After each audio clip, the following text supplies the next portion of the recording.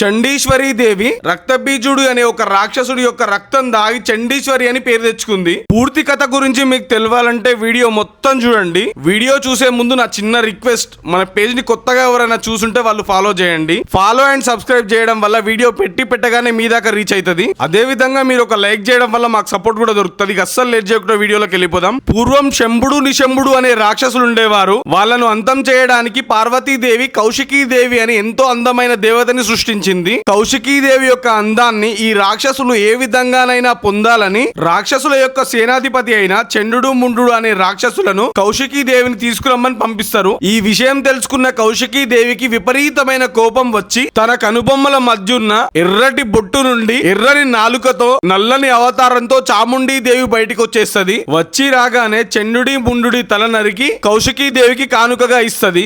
ఈ విషయం తెలుసుకున్న శంభుడు నిశంభుడు రక్తబీజుడు అనే ఒక రాక్షసుని పంపిస్తాడు. రక్తబీజుడి యొక్క ప్రత్యేక వరం వల్ల రక్తబీజుని యొక్క రక్తం బొట్టు భూమిపైన పడితే ఆ రక్తం బొట్టు నుండి మరొక రక్తబీజుడు పుట్టుకొచ్చి మరింత శక్తివంతంగా మారే అవకాశం ఉంటది. అప్పుడు చాముండీదేవి మహాకాళి ఇద్దరూ కలిసి ఒక పన్నాగం పన్ని చాముండీదేవి రక్తబీజుని గాయపరచగానే రక్తబీజుడి యొక్క రక్తం కింద పడకుండా విత్ ఇన్ సెకండ్స్ లోపలనే మహాకాళి తన నాలుకతో నాకేసేస్తది. ఈ విధంగా చేసి రక్తబీజుడిని హతమారుస్తారు. నెక్స్ట్ యుద్ధంలోకి డైరెక్ట్ గా శంభుడు నిశంభుడు వచ్చేస్తారు. శంభుడు ఎగతాళిగా నువ్వు ఒక్కామవే యుద్ధానికి రమ్మని మహాచండిని అగౌరవపరిచి హేళన చేసి మాట్లాడతాడు. అప్పుడు చండీదేవి తన రూపాలను శక్తులను ఏకం చేసి తర్వాత అత్యంత భయంకరంగా యుద్ధం చేసి శంభుడిని నిశంభుడిని హతమారుస్తుంది. నెక్స్ట్ వీడియోలో సరస్వతీదేవి గురించి తెలుసుకోవాలనుకుంటే జై మాత అని కామెంట్ చేయండి. మహాచండీదేవి స్టోరీని నలుగురికి తెలిసే విధంగా షేర్ చేయండి. అదే విధంగా ఇంకొన్ని ఇలాంటి స్టోరీస్ మీకు తెలుసుకోవాలనుకుంటే మన పేజ్ ని ఖచ్చితంగా ఫాలో అవ్వండి.